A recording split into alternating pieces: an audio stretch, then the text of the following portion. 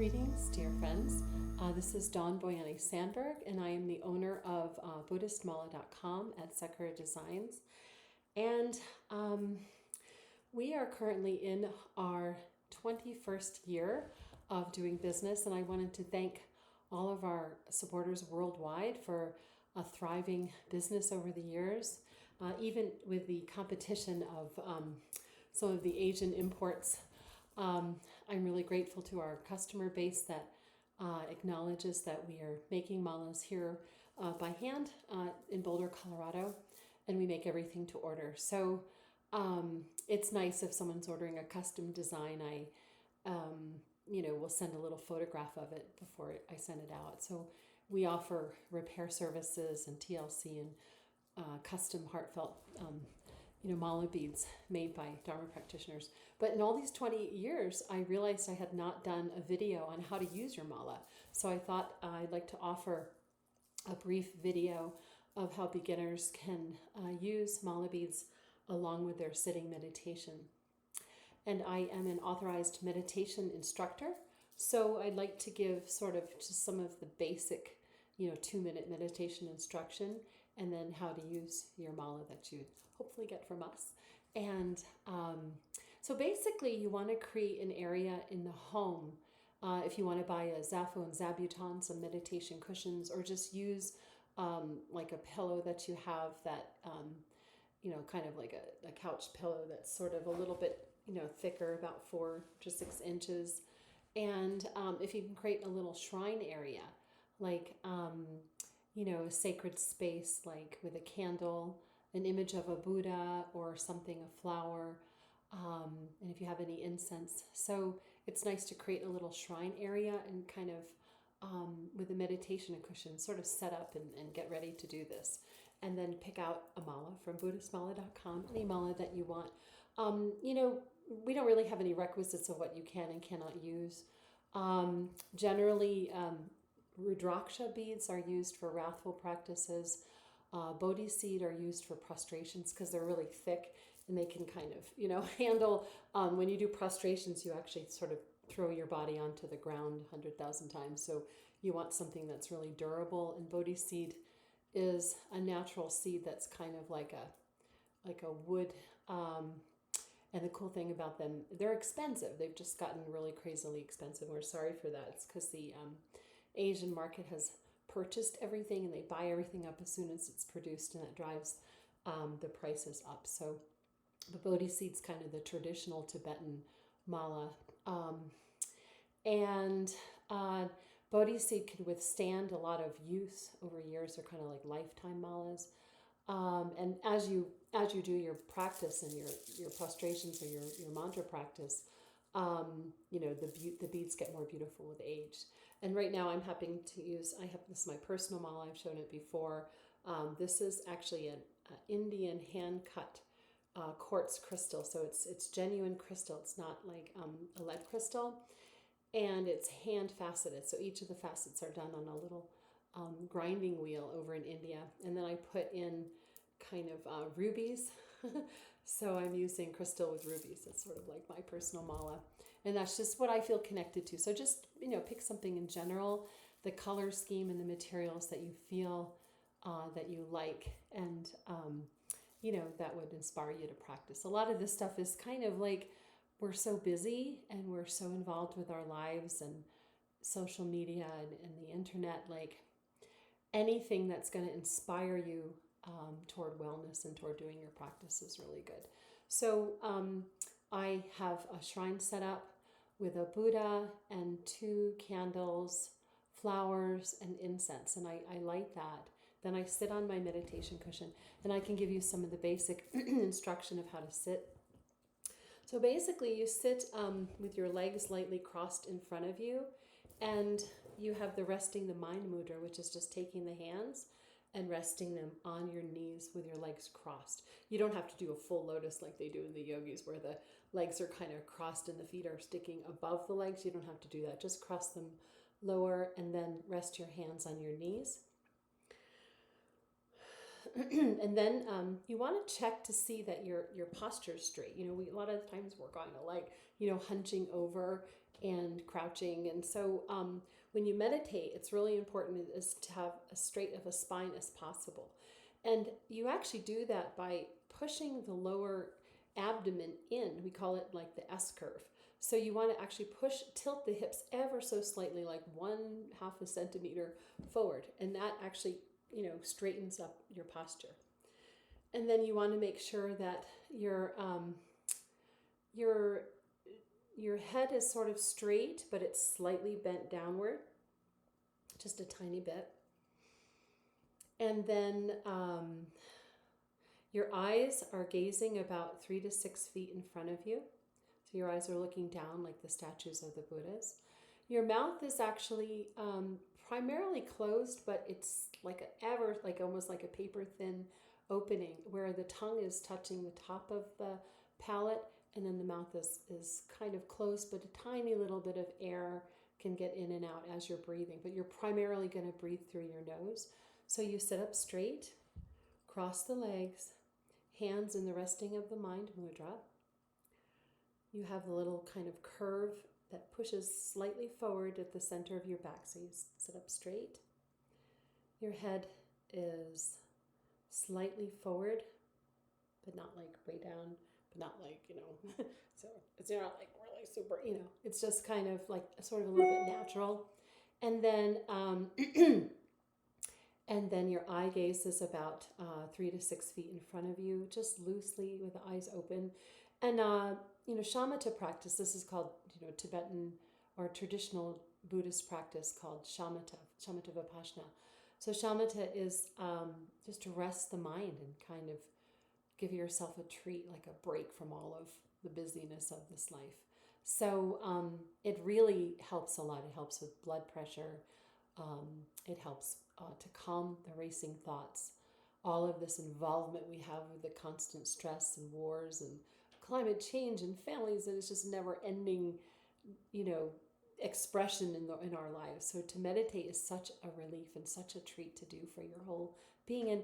And the more calm and clear that you get through this practice, then that's what you bring into your life. So you meditate for yourself, but you also meditate because you'll be able to show up in your life in a more grounded and compassionate way. So it has so many benefits. So we'll just take our posture together and take a couple of breaths in and out through the nose, a little bit through the mouth.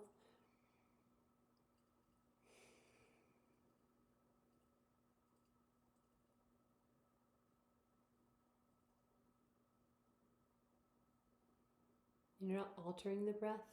You're just letting it come in and out. And you have a light kind of awareness of the breath coming in and out.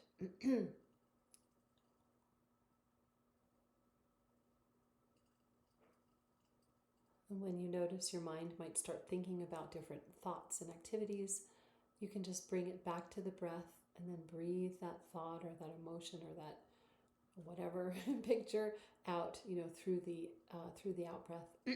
So you're breathing things out. You're kind of letting go.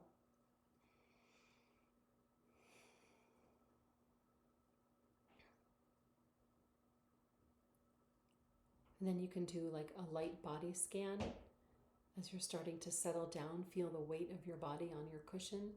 You're feeling your strong back. You have your own back. You're sort of supporting yourself. And you can feel a sense of stillness. The body can start to settle down. You might notice there's some fluttering energy in the mind or in the body system somewhere. Flutter, flutter, flutter, action and impetus to get up and do stuff. We call that the karmic wind. So you're just going to let that settle down. Take some deep breaths. And as you're breathing, make sure that you also notice when we have a lot of stress, we kind of breathe very shallowly. We breathe sort of in the upper body. Allow the breath just to take up the whole belly as well. You want to breathe such that you're taking a full breath, which would include, breathing into the belly and then breathing out through the nose. So we're going to do that once. Not like super distended, but just a light awareness where the breath is dropping a little bit lower.